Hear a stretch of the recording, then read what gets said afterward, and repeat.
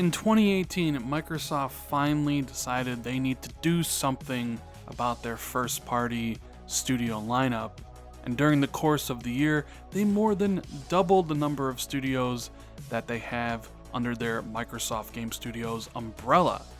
But according to an analyst, they ain't done yet. In fact, they're probably going to buy more studios in 2019. And also, this analyst expects Microsoft's next system, the Xbox 2, or whatever you want to call it, is also going to support VR in some way. Let's talk about it. What is going on, guys? Randall Thor 19, Man with a Million, back again with another video. Hope everyone's having a great weekend.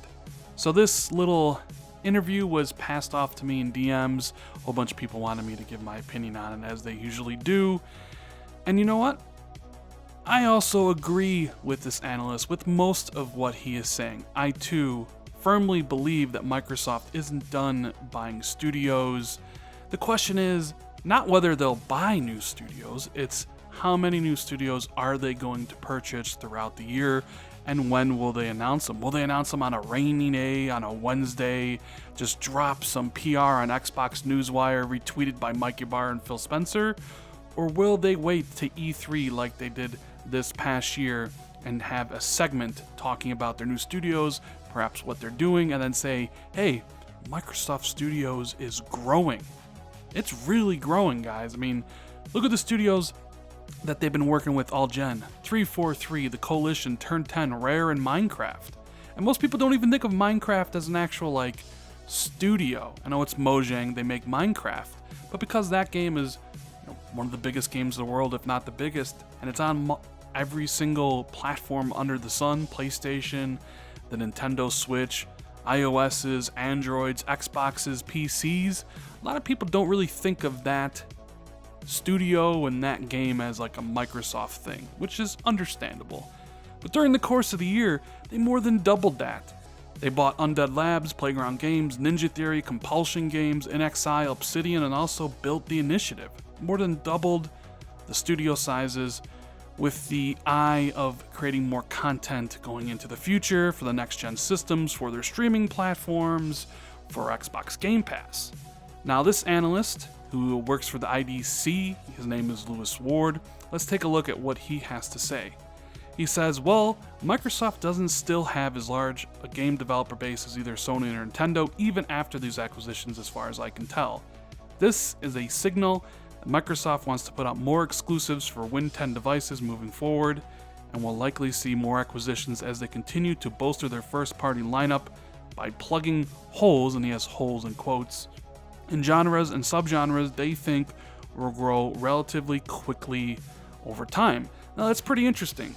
I agree with him. I think that Microsoft will target certain developers and buy them, although I don't necessarily agree that they are looking to buy developers just to plug holes in genres that they are lacking in. I mean, Matt Booty has said time and time again that they're open to pretty much buying anybody. There's no studio size that's kind of off limit, although they are looking at more of like studio size between 50 and to 150, but they want creative vision.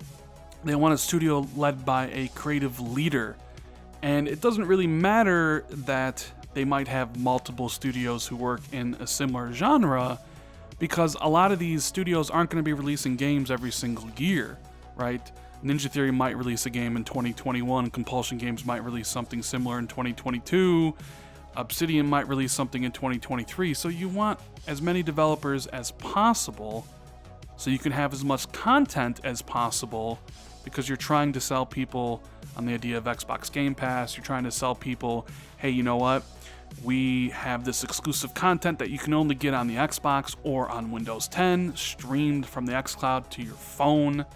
So I don't necessarily agree with him that Microsoft is eyeing down and being like, all right, we don't have a fighting studio, so we need to go out and get one of those. We don't have a platforming studio, someone who makes incredible platformers, so let's go out and nab one of those. I think Microsoft is just looking for studios that kind of fit that smaller bill, ones that are open to being bought clearly, right? I mean, who wouldn't want to buy Insomniac Games after the success of Spider-Man?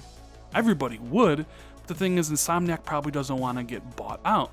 So that kind of limits who you can actually get. They gotta kind of be independent, they gotta be willing to open to discussion and things of that nature.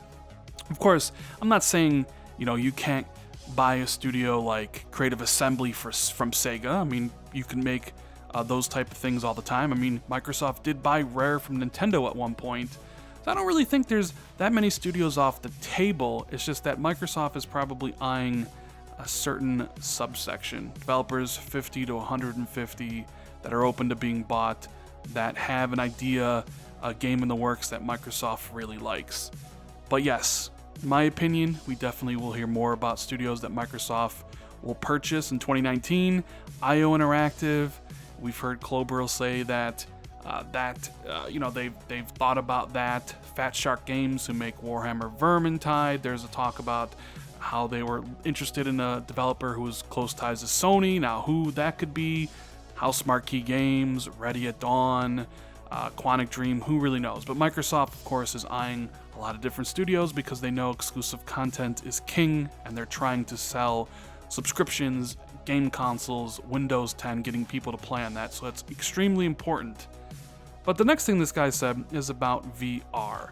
He said that Microsoft is finally getting ready to embrace virtual reality on consoles next gen via their mixed reality initiative that they have otherwise pushed on Windows 10 PC, and he says Microsoft wants to be more of an enabler for other Windows 10 based hardware and software providers. He said, "There's no reason Xbox One X can't play Windows mixed reality games right now. I'm not sure why Microsoft hasn't pulled the trigger on that, but they'll very likely be in this space with their next gen console. The bottom line is that while a lot of people are still down on VR, I expect 2018 global spending on off-the-shelf software, which is primarily games on all platforms, consoles, PC, and mobile devices, to roughly double up 2017 spending total and wind up in the $1 billion range this year." Now, VR, well, this is a subject matter that people really have strong opinions about. Some people will say it's a gimmick and not worth the time. Others say it's a game-changing experience. I've tried PSVR. It's definitely game-changing. It definitely has its place in the video game space. I wouldn't want every single video game to be in VR. Personally, I can only play it for a couple hours before I get a massive headache. I've tried games out that have really fast movement and gotten sick, but I do see the potential, the game-changing nature of VR. But the people who don't see that, they haven't tried it, and it's for a whole bunch of reasons. First and foremost, it's way too expensive for right now. It needs to be much cheaper, and quite honestly, with the PSVR, there's way too many wires, and that headset is just too heavy with all those wires draping off. So the price needs to come down, needs to be at maximum $200 and less, and the headset needs to be refined. It needs to be a sleek wireless headset for this technology to really take off, because the games are starting to really get there. Moss was a very fun, unique title, and Astrobot got a ton of game awards, Game of the Year awards from a whole bunch of people, and I was only able to play a couple hours before the headache set in, but my initial impressions of Astrobot were pretty damn positive. In fact, if I probably would have finished that game, it definitely would have made my top 10 Game of the Year. But we are at a situation here where Microsoft promised, if you guys remember, back when they officially revealed the Xbox Scorpio at that time, right? Back in 2016, they said that Project Scorpio would support high fidelity VR experiences. Phil Spencer was on stage when he said that, and everybody clapped and were like, okay, it's going to be better than the PS4 Pro and their PSVR. Microsoft wasn't going to do their own headset, but they were going to support it, and you'll be able to use that headset on the X. But it never materialized. Soon after that, Xbox stopped talking about Scorpio's ability, or capability rather, with VR. And eventually, nothing. People would ask, what's going on with VR, Microsoft? And they would say, we're doing it on Windows 10. The reality of the situation is VR didn't take off like the market really expected. And it didn't make business sense at the time. Maybe it still doesn't for Microsoft to chase after that. They're not making their own. I know they have HoloLens, but that's more of enterprise and things of that nature rather than gaming applications. Now, will they support VR for the next gen consoles? That's an interesting question. I think it probably will. I mean, I don't see why not. The consoles will definitely be capable of doing VR, but the question is Microsoft really going to do that? Because I don't really see them having studios do VR. And I know they have their own like Windows 10 mixed reality thing, but I'm not really sure how those are doing business-wise. Are people actually buying them and buying the software?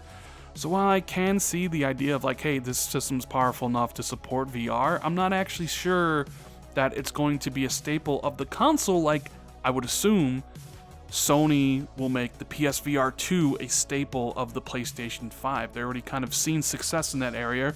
And quite frankly, the PlayStation ecosystem, the PSVR, it is the market leader when it comes to that.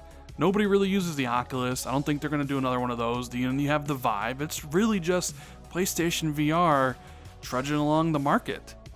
And they'll continue to do it, but I'm not sure Microsoft will. And maybe they should, just in case VR really does take off. But maybe the bean counters at Microsoft and people who make the game decisions are like, we don't think VR is going to take off for quite some time, so there's really no point getting into it. That's a decision that could bite them in the ass because, like I mentioned previously, I think if you can get the price down and if you can have a wireless headset of some kind, those experiences are really different than the normal game experiences you get and quite eye-opening. It's just they need to cut down on the motion sickness and giving people headaches and all that stuff.